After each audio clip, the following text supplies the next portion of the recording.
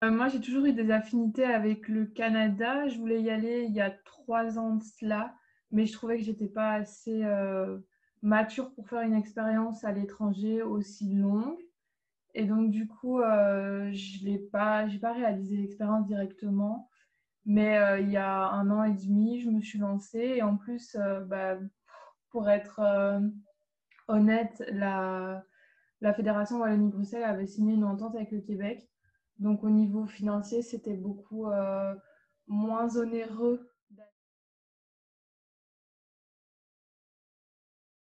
L'avantage premier du Québec, c'est que c'est francophone. Donc du coup, on n'a pas le problème de la langue. Mais à l'Université Laval, là où je suis, il y a aussi des cours qui sont donnés en anglais.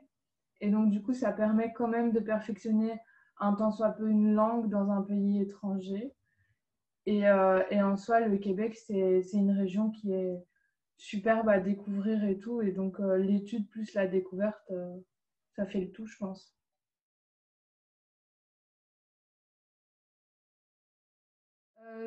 J'ai préparé, donc je me suis renseignée sur tout ce qui était programme et tout. Et pendant que je me renseignais, j'étais déjà en Finlande parce que j'étais en train de réaliser un Erasmus de 4 mois pour mes précédentes études. Donc, j'ai eu le temps de gérer un peu le froid, les habits. Donc j'ai été faire un peu de shopping pour me préparer aussi au niveau du froid pour avoir des affaires correctes. Parce qu'on ne peut pas dire qu'en Belgique il fasse si froid qu'au Québec. Et sinon, j'ai discuté avec des étudiants belges qui étaient déjà présents au Québec et qui ont pu me donner deux, trois astuces sur ce qu'il faut faire en arrivant, les premières choses que tu dois acheter et tout. Et on a discuté pour aussi pouvoir avoir des gens quand on arrive, pouvoir vraiment se sociabiliser, quoi.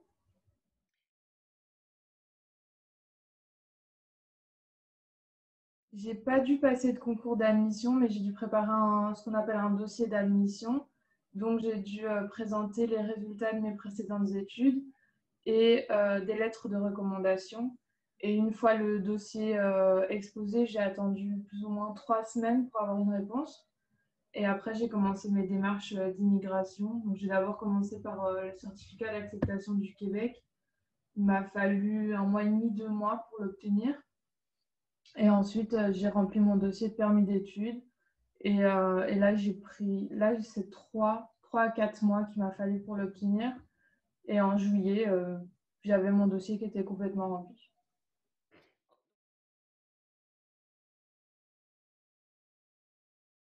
La chose qui m'a le plus surprise, c'est l'université.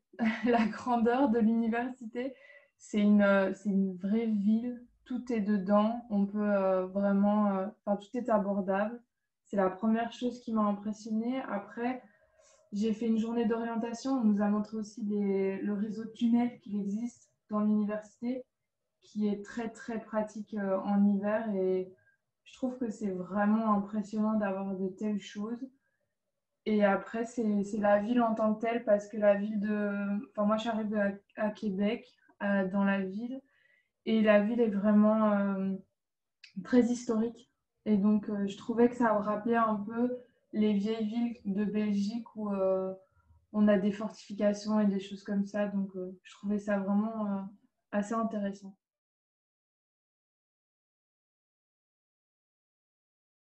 Les professeurs en tant que tels sont vraiment accueillants, ils sont vraiment là pour nous aider parce qu'ils savent qu'on a sauté un pas qui est quand même grand, qu'on n'a pas toutes les connaissances au niveau des cours et des attentes pour les cours.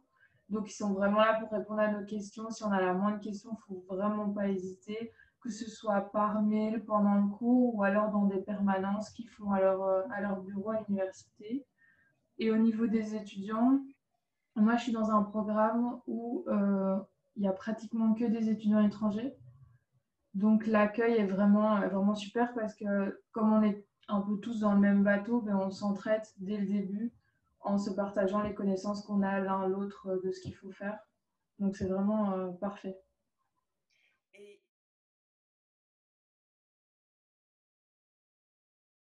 Pour moi, la plus grande différence, c'est qu'en Belgique, quand on est à l'université, c'est qu'on a un programme qui est prédéfini pour 2 ans. Tandis qu'ici, à l'université Laval, parce que c'est la seule chose enfin, c'est la seule université que je connais, On nous demande juste de réaliser un nombre de crédits et au niveau des cours, on crée un peu le programme comme on en a envie. Il n'y a pas de prérequis ou de choses comme ça. Et en ce qui concerne les cours en tant que tels, je trouve qu'ils sont bâtis d'une manière différente puisqu'en Belgique, on a souvent les cours présentiels et l'examen à la fin. Alors qu'ici, à l'Université Laval, les cours ils sont beaucoup plus dynamiques. Les évaluations, elles commencent dès ce qu'on appelle la semaine de lecture, qui est plus ou moins la mi-session au Canada. Et les évaluations, elles sont très différentes. On peut avoir des examens, on peut avoir des travaux individuels, on peut avoir des travaux d'équipe. Enfin, il y a surtout des travaux d'équipe, mais c'est vraiment enrichissant.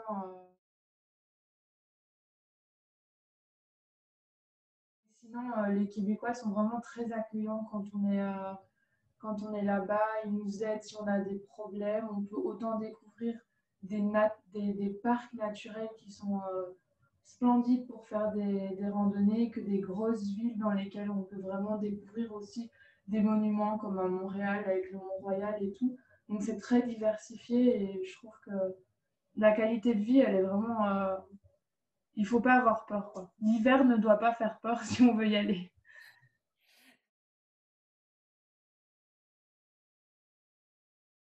Oui, en fait, j'ai utilisé Kijiji et les groupes Facebook destinés aux étudiants.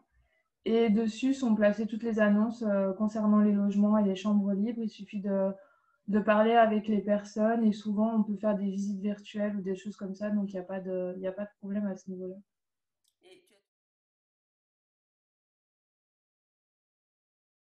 Au niveau du budget de la nourriture, je trouve que c'est plus ou moins équivalent à celui qu'on peut avoir en Belgique. Maintenant, au niveau du logement, je pense que ça dépend des villes. Je sais que Québec, c'est entre 350 et 500 dollars par mois pour un logement. À Montréal, je sais que c'est un peu plus cher. Je pense que c'est plutôt aux alentours de 600-700 dollars pour avoir un logement plus ou moins correct. Et après, ben, il reste les billets d'avion et les loisirs éventuels, mais en soi, les frais sont plus ou moins les mêmes, hors frais de scolarité, bien entendu.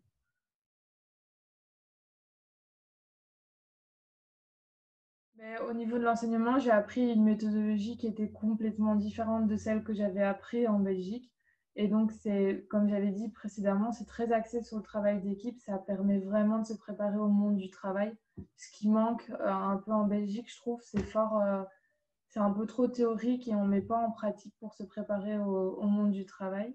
Et au niveau personnel, ben, j'ai vécu une expérience de dingue où j'ai rencontré des gens hyper intéressants, des professeurs avec qui je suis toujours en contact parce que ça me permet d'avoir une autre vision de la vie.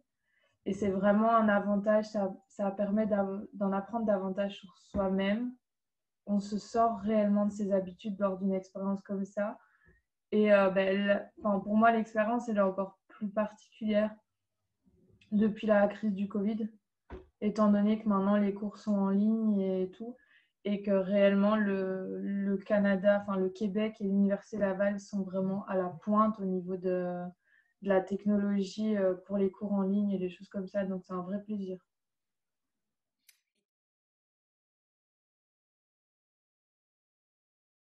Ben, dans un premier temps, c'est vraiment se renseigner sur les programmes d'études, sur les différentes universités qui existent au Québec pour choisir vraiment celle qui correspond aux envies de la personne vraiment.